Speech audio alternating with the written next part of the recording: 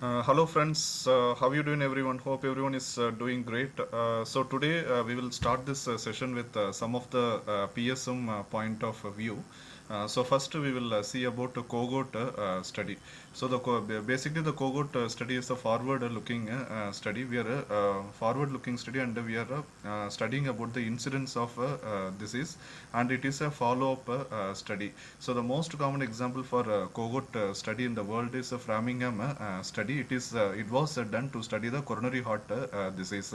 So in cohort study we used to calculate a relative risk. So the relative risk is important for a clinician, and the attributable risk is important for epidemiologist. And attrition, that is a loss to follow up the cases, is seen in a cohort study. And also there is one bias called Hawthorne bias, Hawthorne, Hawthorne bias. It is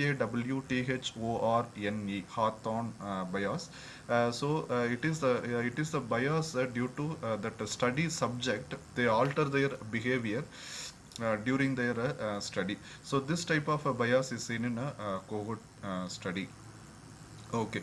Next, we will talk about the physical quality of the life index. So, in physical quality of the life index, there are three parameters. One is literacy rate, then infant mortality rate, then life expectancy at first year. So, the physical quality life index of India is around 65. Then we will see about a human developmental index, that is a HDI. So HDI consists of this also consists of about three parameters, that is a life expectancy at birth, and the literacy rate, then income. So these three parameters are included in the human developmental index. Okay, next we will talk about the fragile X syndrome. Fragile X syndrome is an X-linked dominant syndrome. It is an expansion of a CGG triplet repeat within FMR1 gene on X chromosome. So deficiency of the resultant protein results in a defective development of normal connections between the neurons.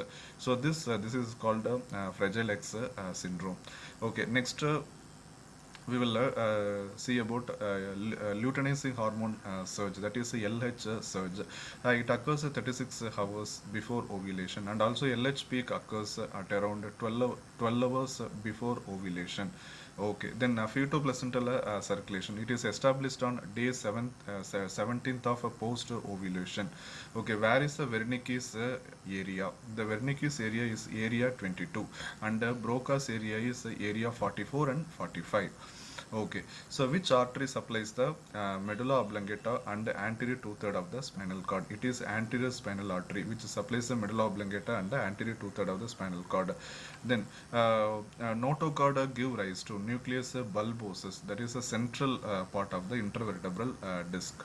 Okay, next is intermediate, the embryological terms, intermediate mesotome.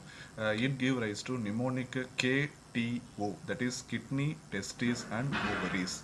Then paraxial mesodome. So paraxial mesodome, it gives to, so intermediate mesodome, so on the side paraxial mesodome, it give rise to vertebra, muscles, and dermis of the skin. Okay, then pharyngeal arch structures, they are arch of aorta, then carotid artery, pulmonary trunk. All this arise from the neural crest cells. Then next is a heel shin test. It is used in a cerebral ataxia. So actually for some things I am not going to give a detail about this because the time is running. Okay, I am actually studying. I'm sorry. I am actually telling about the questions with the answers. So we will quickly finish as soon as possible. Okay, the four deep cerebellar nuclei from lateral side to medial side, or from lateral to medial. So dentate nuclei. The mnemonic is D, E, F, G. So dentate nuclei, emboliform nuclei, Fastigy nuclei, and globose nuclei. Okay. So in a circle of Willis, middle cerebral artery does not form the circle of Willis. Okay. Next we will talk about which are the structures exit through foramen ovale. So mnemonic is male, M-A-L-E. So mandibular nerve exit, then accessory meningeal artery exit from the foramen ovale, Lesser petrosal now exit from the foramen ovale and emissary vein exit from the foramen ovale. Okay. So the dermatome at angle of the jaw are C2 and C3. So what are the structures passes through foramen spinosum? So that is middle meningeal artery passes through foramen spinosum, middle meningeal vein and meningeal branch of the mandibular nerve. That is nervus spinosus. All these three they passes through foramen spinosum. Okay, 11th cranial nerve. It is a spinal accessory nerve. So problem where when the 11th cranial nerve is injured, there will be like a problem in shrugging of a shoulder, and also difficulty in overhead abduction of arms. Okay, then root from C5, C6, C7, that is cervical 5, cervical 6, cervical 7, give rise to long thoracic nerve. So long thoracic nerve supplies a serratus anterior muscle. So injury of the serratus anterior muscle causes a winging of the scapula. Okay, so what are the rotator cuff muscles? Rotator cuff muscles are sits, that is mnemonic is a sits, supraspinatus, infraspinatus, teres minor, and subscapularis. Okay, what is the rule of 2 in Meckel's diverticulum? So rule of 2 is that rule of 2, that is Meckel's diverticulum is 2 inch in size. So 2 feet away from the ileocecal junction. It is present in 2% of the population and is situated in anti-mesenteric border. Okay.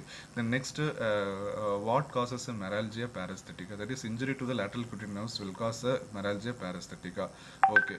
Then the hepatorenal pouch of Morrison is most dependent in the supine position. So in supine position, hepatorenal pouch of Morrison, that is Morrison pouch is most dependent.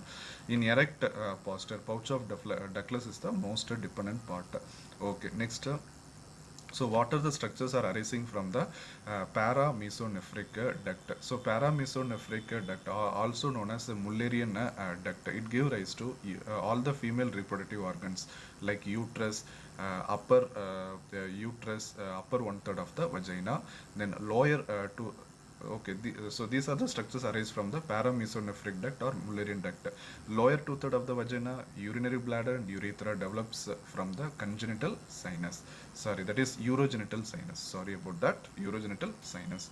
Okay, let's see something from embryon, like embryology. The first 2 weeks of gestation is a pre-embryonic period. From 3rd to 8th week. Sorry, from 3rd to 8th week is the embryonic period. So more than 8 week is the fetal period. Okay, usually the heartbeat begins on a day 22 after ovulation. In third post ovulation day, the embryo will enter the uterine cavity.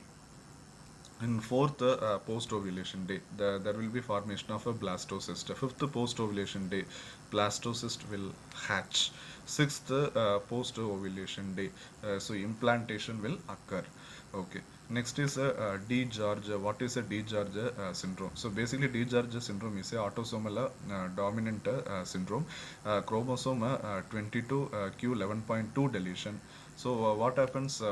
Neural crest cell migration is getting affected along with the defective development of pharyngeal pouch 3 and 4. So there will be absence of thymus. So most common cause of death due to DiGeorge syndrome is bacterial infection due to absence of thymus. Then hypocalcemia and cardiovascular defect. So what is Bowen's disease? So Bowen's disease is the squamous cell carcinoma of the skin.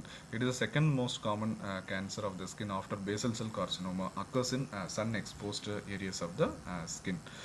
Then what is Berger's, Berge or apostrophe Berger's disease? It is IgA nephropathy. It's Berger's disease. So usually starts after upper respiratory tract infection. Classical presentation is hematuria. IgA antibodies formed will be deposited. So due to upper respiratory tract infection, IgA antibodies are formed, that is deposited in the glomerulus, uncaused glomerulonephritis. Due to this, there is a hematuria. Okay, thank you guys.